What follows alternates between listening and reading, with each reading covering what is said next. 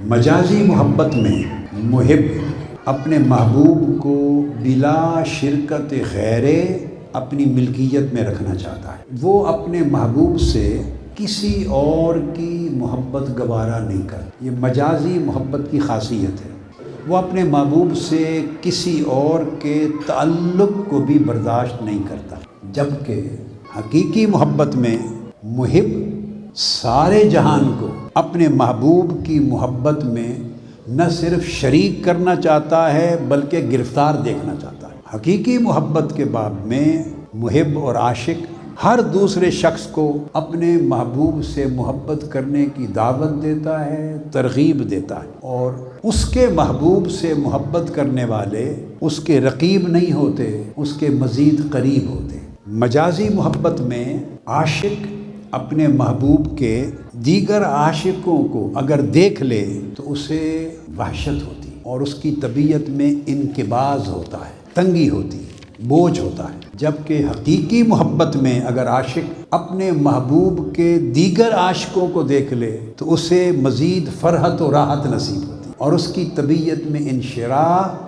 اور انبساط، خوشی کی کیفیت ہوتی۔ مجازی محبت میں عاشق اپنے رقیبوں کو دیکھنا ہی نہیں چاہتا، اس سے دیکھا ہی نہیں جا سکتا، جبکہ حقیقی محبت میں عاشق اپنے محبوب کے دیگر عاشقوں کو دیکھنے اور ملنے کا متمنی رہتا ہے اور مشتاق رہتا ہے، بلکہ ان کی تلاش میں سرگرداں رہتا ہے اور ان کا ہم نشیں ہونا اور ہم صحبت ہونا چاہتا ہے۔ اس سے اس کی روح کو تازگی ملتی ہے۔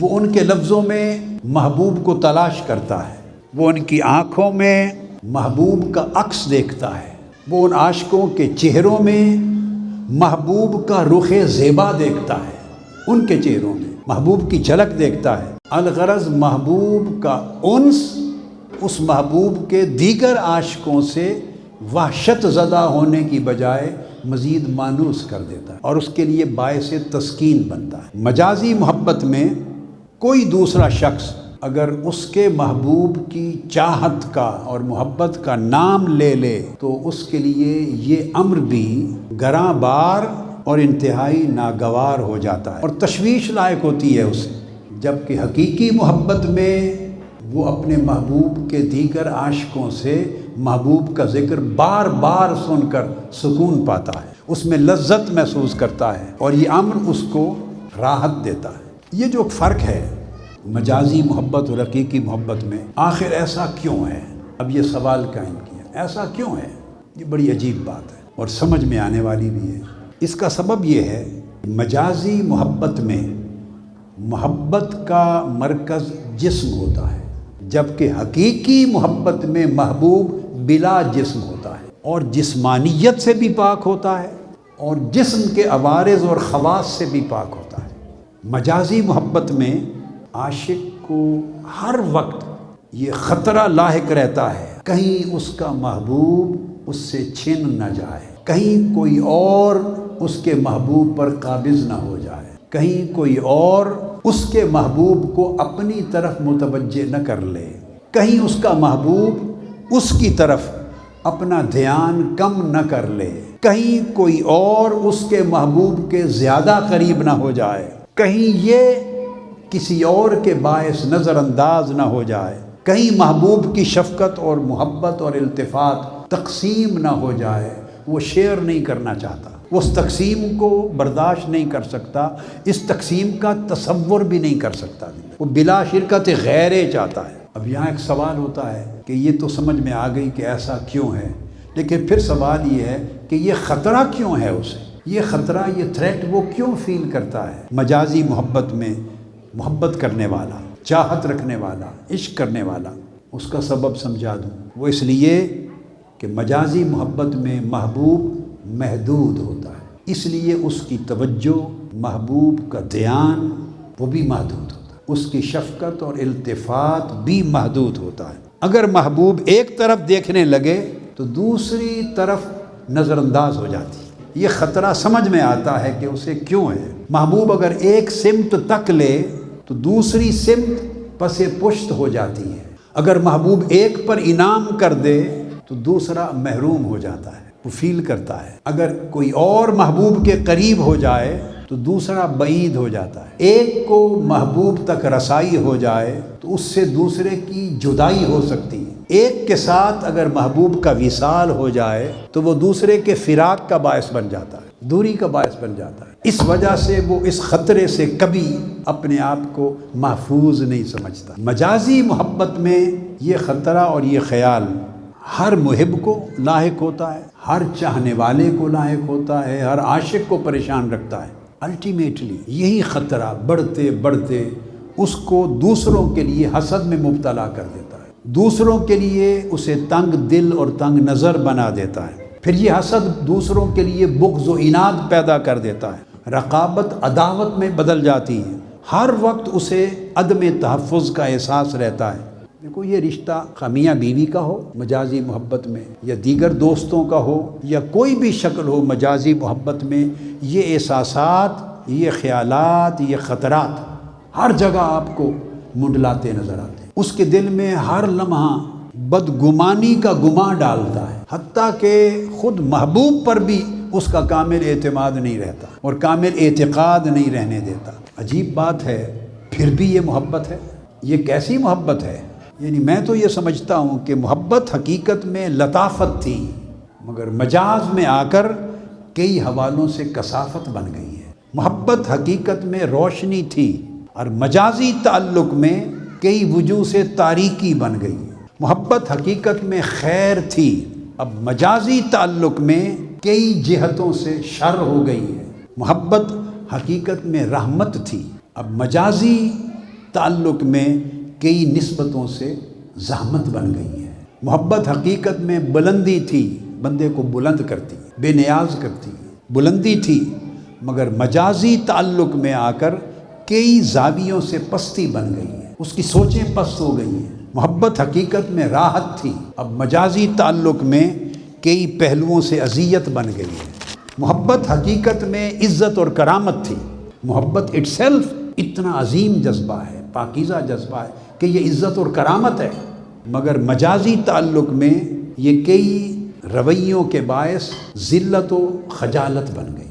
حال یہ ہے کہ کسی لامحدود سے محبت کرو تاکہ محبت بھی لامحدود ہو جائے، محبت کے اثرات بھی لامحدود ہو جائیں، محبت کے سارے حوالے اور زاویے بھی لامحدود ہو جائیں۔ اسی طرح اس کا حل یہ ہے کہ کسی لازوال سے محبت کرو، کسی ایسے سے محبت کرو جو سراسر کمال ہو، کسی ہمہ جہت سے محبت کرو، اس کی جہت نہ ہو تاکہ اس جہت تک تو ادھر محرومی ہو گئی، یہ خطرہ چلا جائے۔ ہمہ صفت سے محبت کرو، کسی ایسے سے محبت کرو جو کبھی چھن نہ سکے، جس کو کوئی آپ سے چھین نہ سکے، ایسے سے محبت کرو۔ یہ جو چھن جانے والی متاع ہے وہ محبت کے لائق نہیں، وہ آپ کو ہمیشہ پریشان رکھے گی۔ مال آتا ہے چھن جاتا ہے، دنیاوی عزت آتی ہے چھن جاتی ہے، دولت آتی ہے چھن جاتی ہے، عہدہ و منصب آتا ہے چھن جاتا ہے، دنیا کی ہر متاع آتی ہے چھن جاتی ہے۔ غرض ایک شخص سے نہیں، غرض دنیا کی ہر متاع سے جو آتی ہے چھن جاتی ہے۔ ہر وہ چیز جو چھن جاتی ہے یا چھن سکتی ہے وہ آپ کو ابدی سکون نہیں دے سکتی، آپ کو ان خطرات سے باہر نہیں نکال سکتی۔ کسی ایسے سے محبت کرو جو چھن نہ سکے، کسی ایسے سے محبت کرو جس کا دھیان بٹ نہ سکے، کسی ایسے سے محبت کرو جس کی شفقت اور التفات تقسیم نہ ہو، کسی ایسے سے محبت کرو کہ اس کی ہر سمت چہرہ ہو اور اس کی کوئی سمت بھی پشت نہ ہو۔ اس لیے حضور علیہ الصلوۃ والسلام نے فرمایا، نماز پڑھاتے ہوئے کسی شخص نے رکوع صحیح نہیں کیا تھا، فارغ ہوئے تو فرمایا رکوع ٹھیک کیا کرو، میں پیچھے بھی اسی طرح دیکھتا ہوں جس طرح آگے دیکھتا ہوں۔ یہ صحیح بخاری اور مسلم کی متفق علیہ حدیث، اور بہت سے طرق سے کئی احادیث ہیں انہی الفاظ کے ساتھ۔ یہ تو سمت ہے اور جہت ہے، حتیٰ کہ ظاہر و باطن کی بات کی، میں تمہارے خشوع اور خضوع بھی اسی طرح دیکھتا ہوں جیسے تمہارے رکوع دیکھتا ہوں۔ یعنی آقا علیہ السلام کا پورا جسم اقدس چشم تھا، پورا جسم آنکھ تھی، اور آقا علیہ السلام کی امت میں بھی کئیوں کو یہ فیض ملا ہے، جن میں ایک کوٹیشن دینا چاہتا ہوں شیخ اکبر محی الدین ابن العربی کی۔ انہوں نے اپنے فاس میں مغرب میں اپنے قیام کا حوالہ دیتے ہوئے کہا کہ مجھ پر ایک زمانہ ایسا بیتا کہ میرے جسم کے چاروں اطراف میں آنکھ تھی، پورا جسم آنکھ بن گیا تھا۔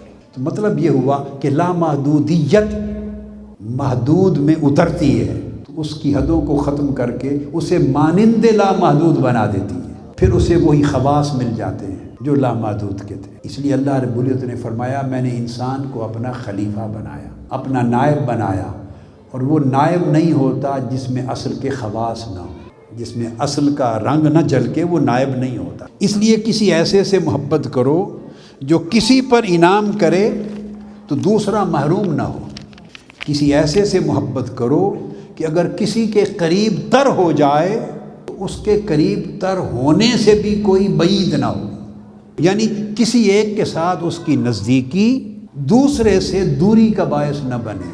پھر کسی ایسے سے محبت کرو جو کسی سے ملے تو دوسرا بچھڑ نہ پائے، کسی ایسے سے محبت کرو کہ اگر ایک کی اس تک رسائی ہو جائے تو وہ رسائی دوسرے سے جدائی کا باعث نہ بنے، کسی ایسے سے محبت کرو جس پر کوئی قابض نہ ہو سکے، اسی کا کمال ہر ایک پر محیط ہو اور اسی کی قدرت ہر ایک پر قابض ہو۔ کسی ایسے سے محبت کرو جو کسی کو نظر انداز نہ کرے بلکہ اس کی نظر ہر ایک کو سرفراز کرے۔ کسی ایسے سے محبت کرو جس پر کبھی بڑھاپا نہ آئے، ایسے سے محبت کرو جس کے کمال حسن میں کبھی کمی نہ آئے، کسی ایسے سے محبت کرو جس کے جمال و کمال پر کبھی زوال نہ آئے۔ پھر کسی ایسے سے محبت کرو جو اپنے سارے عاشقوں کے درمیان رقابت کی بجائے محبت بکھیر دے، جس کی محبت کسی بھی زاویے سے شرکائے محبت میں عداوت پیدا نہ کرے۔ کہ کسی ایسے سے محبت کرو جو تم سے پہلے محبت کرے، تم بعد میں کرو، تاکہ تمہاری محبت سیکیور رہے۔ جو تم سے پہلے وہ محبت کرے پھر تم محبت کرو اس کی محبت کے جواب میں۔ کسی ایسے سے محبت کرو جو تمہاری محبت کو دنیا میں اس سے کہیں زیادہ پھیلا دے جتنی تم اس کی محبت دنیا میں پھیلاتے ہو۔ جتنی محبت تم اپنے محبوب کی لوگوں کے دلوں میں ڈالتے ہو وہ اس سے کئی گنا زیادہ تمہاری محبت لوگوں کے دلوں میں ڈال دے۔ ایسے محبوب سے محبت کرو جسے اپنے محب کی اتنی قدر ہو۔ ایسے سے محبت کرو جو لوگوں کو تمہاری محبت میں اس سے کئی گنا زیادہ دیوانہ بنا دے، دیوانگی دے دے جتنی تم اس محبوب کی محبت کی دیوانگی لوگوں کو منتقل کرتے ہو، وہ لوگوں کو تم سے زیادہ دیوانہ بنا دے۔ پھر ایسے سے محبت کرو جو سراسر وفا ہو، جس کے ہاں کبھی بھی کوئی جفا نہ ہو۔ کسی ایسے سے محبت کرو جو رگے جاں سے بھی زیادہ قریب ہو۔ قربت کا ہی رہتا ہے نا پریشانی کہ مجھے کتنی قربت کوئی اور نہ لے جائے، جو رگے جاں سے زیادہ قریب ہو۔ ایسے سے محبت کرو جو ہر رات کے پچھلے پہر پھر تمہارے قریب تر ہو جائے۔ ایسے سے محبت کرو کہ جب شب کی تاریکیاں چھا جائیں تو وہ تمہیں ندا دے، تمہیں بلائے۔ ایسے سے محبت کرو جس کی محبت تمہارا پہرا دے۔ ایسے سے محبت کرو جو تمہیں سلائے خود جاگے۔ ایسے سے محبت کرو جو تمہارے اتنا قریب ہو کہ تمہارا کان بن جائے تم اسی سے سنو، وہ تمہاری آنکھ بن جائے تم اسی سے دیکھو۔ ایسے سے محبت کرو جو محبوب تمہارا ہاتھ بن جائے، اس سے پکڑو، تمہارے پاؤں بن جائے، اس سے چلو، تمہارا دل بن جائے جس سے تم تمنا کرو، حتیٰ کہ خود تمنا بن جائے، خود تمہاری تمنا اور آرزو ہو جائے، یعنی فرق نہ رہے محب اور محبوب میں۔ ایسے سے محبت کرو جو تمہارے دوستوں سے بھی محبت کرے، دوستی کرے، اور تمہارے دشمنوں سے دشمنی رکھے، جو تمہیں کبھی رسوا نہ کرے۔ ایسے سے محبت کرو جو تمہیں ہمیشہ سر بلند اور سرفراز کرے۔ الغرض مجازی محبت محبوب کو اپنے تک خاص کر لینے کا نام ہے، حقیقی محبت محبوب کو ہر طرف عام کر دیتی۔ مجازی محبت کسی دوسرے کو اپنا محبوب دیکھنے نہیں دیتی، کوئی میرا محبوب نہ دیکھ لے، کہیں یہ اس پر عاشق نہ ہو جائے، اور اس کے عشق کو دیکھ کر کہیں میرا محبوب نہ تک لے، کیسا عاشق ہے، اس کی نگاہ نہ پڑ جائے۔ اور حقیقی محبت چاہتی ہے ہر کوئی میرے محبوب کو دیکھے، ہر کوئی میرے محبوب کا رخ کر لے، ہر کوئی میرے محبوب سے ملنے کی آرزو کرے، ہر کوئی میرے محبوب سے راز و نیاز کرے، ہر کوئی میرے محبوب سے باتیں کرے رات کے اندھیروں میں، ہر کوئی میرے محبوب کے قریب ہو، ہر کوئی میرے محبوب کا محب بنے اور ہر کوئی میرے محبوب کا محبوب ہو جائے۔ یعنی مجازی محبت ہر کسی کو لاتی ہے۔ دوستو، اگر قال اور حال اور ہماری زندگی کے اطوار و اعمال ایسے نہ ہوں، اس کا مطلب یہ ہے کہ ہم نے حقیقی محبت کو جانا ہی نہیں ہے اور محبوب کو پہچانا ہی نہیں ہے، ہم نے محبت کو چکھا ہی نہیں ہے۔ اور اگر حال اور اعمال میں محبت دکھائی نہ دے تو سارے دعوے جھوٹے ہیں۔ عاشق کبھی بھی دعووں سے نہیں بنتے۔ عاشق پر محبت جب وارد ہو جاتی ہے ظاہر و باطن میں تو محبت کا ورود اسے عاشق بناتا ہے، بلکہ عاشق تو دعوے سے ہی گریز کرتا ہے، وہ دعویٰ کرتا ہی نہیں، اس کے اندر محبت بولتی ہے، اس کے حال میں بولتی ہے، اس کے قال میں بولتی ہے، اس کے اطوار میں بولتی ہے، اس کے اعمال میں بولتی ہے، اس کے پورے وجود اور پوری زندگی سے آشکار ہے۔